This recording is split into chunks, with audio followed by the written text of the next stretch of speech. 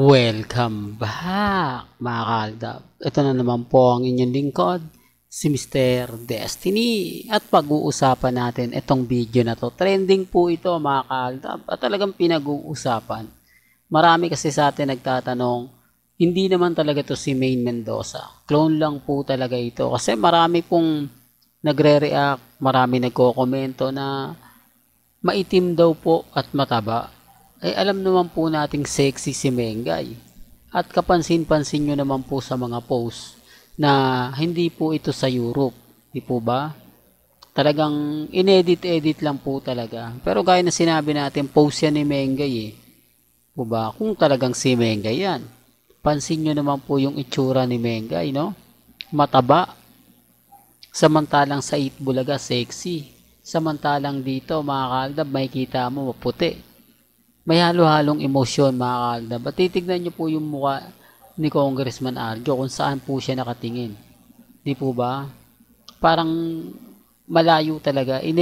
Sa bagay mga kaaldab, may mga kanya-kanya tayong pananaw at opinyon.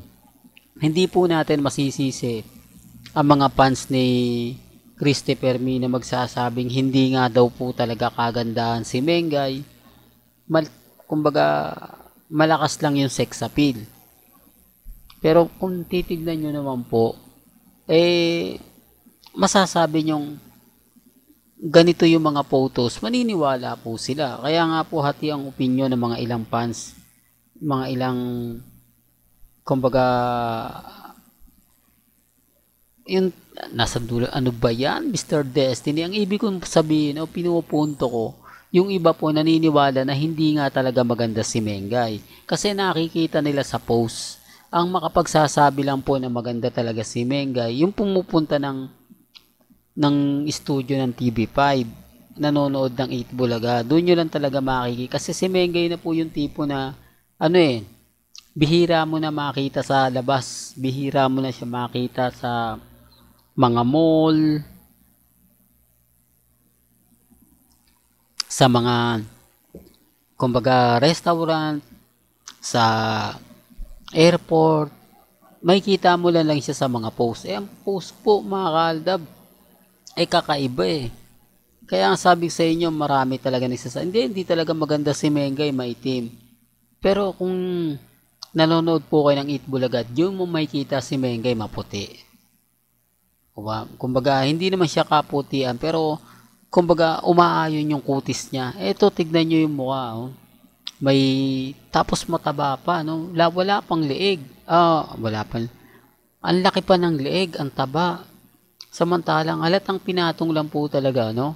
Pinatong lang talaga yung ulo para masabing si Mengay yun. Kaya nga sabi ko sa inyo, may mga bagay-bagay po na mahirap nga po talagang ipaliwanag. Mahirap nga po talaga magkomento. Lalo na nga po, kapag ang pinag-uusapan natin ang real life couple. Pansin nyo yung babae, yung leg niya, ang liit, no? Pero pagdating kay Mengay, ang laki. Hindi po ba? Real talk. Mga kalda, balikan natin. Yan po yung nagsasalita, pansin nyo yung leg niya. Hindi po ba eksakto, smooth na smooth? Hindi, para lang klaro. Kasi hindi naman po siya pinatong. Kumbaga, literal po nagsasalita siya.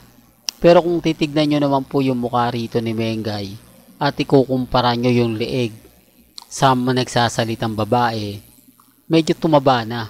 Di po ba? Parang, kumbaga, siguro pagkatanggal ng ulo, pagpatong ng mukha ni Mengay, nag-iba na. Kasi walang anggulo na na umaayon. Lahat ganun eh. Dito naman po manipis yan. Pero, kita nyo naman po yung mukha ng nguso ni Mengay, no? Akala mo, yung tipong, sabi ko nga po sa inyo, magugulat kayo di po ba? Maitim naman siya rito. Tapos, yung labi niya makapal.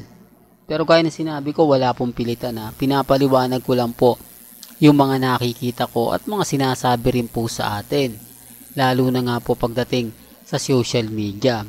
Dito naman po, kitang-kita yung kaitiman at iba na po yung hikaw ni Mengay. Although sinasabi natin marami siyang hikaw, pero kapansin-pansin naman po ninyo yung muka ni Mengay. Numipis naman po yung labi, na naman po yung leeg, pero umitim naman po siya.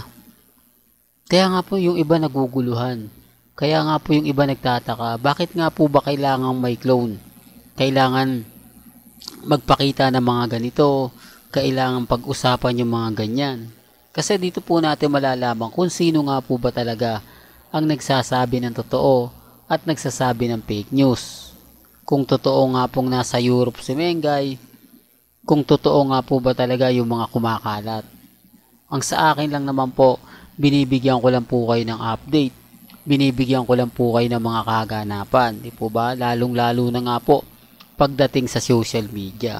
Kasi kung hindi po pinatong ang ulo ni Mengay, hindi naman ganyang kataba. Kita nyo naman po yung baba tapos yung labi niya numipis naman.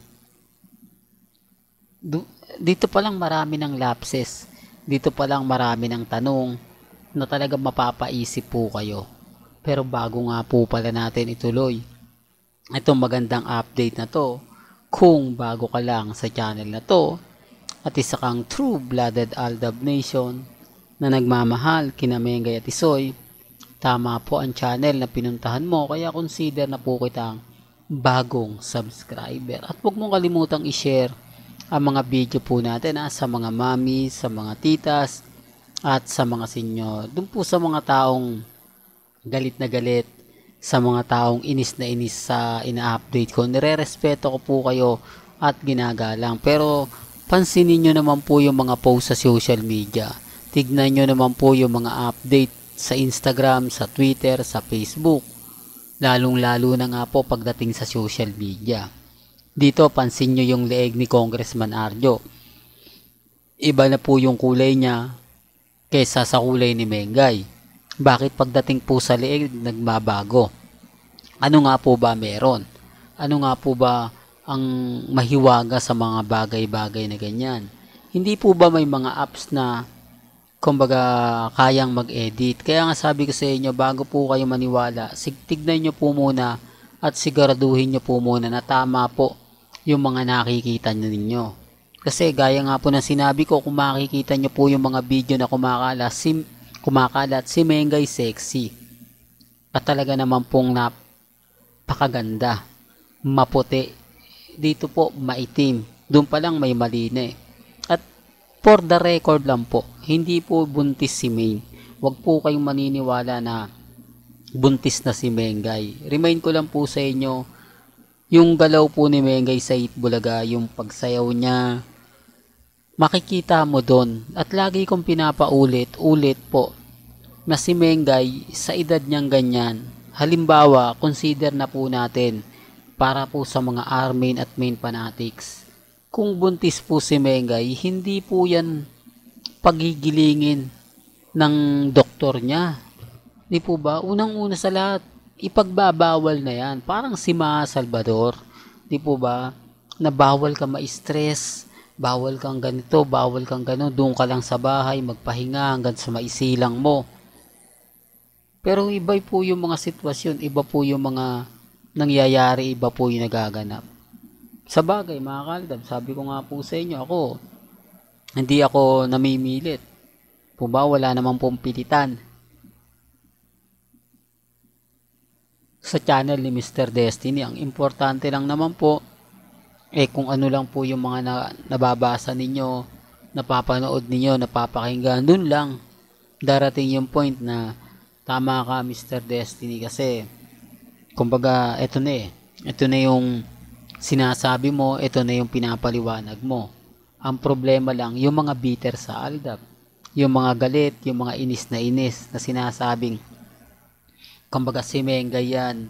Kasi wala naman pong post kasi si Mengay na papabor talaga sa army. Totoo naman po. At sa mga main fanatics naman po, bihira talaga mag-post si Mengay. Hindi po katulad ng Aldab Nation na puro updated po tayo. Lalo na nga po pagdating kay Alden Richards. Kaya nga po tayo kampante. Tapos tayo pa nagte-trending. Samantalang yung army, wala. Kaya sabi ko sa inyo, huwag niyo sabihin malakas ang army kasi hindi nga po ito nagte-trending at hindi nga po ito nagbabiral. Sinasabi ko lang po yung totoo Sinasabi ko lang yung mga bagay-bagay na mapapaisip naman po talaga sila.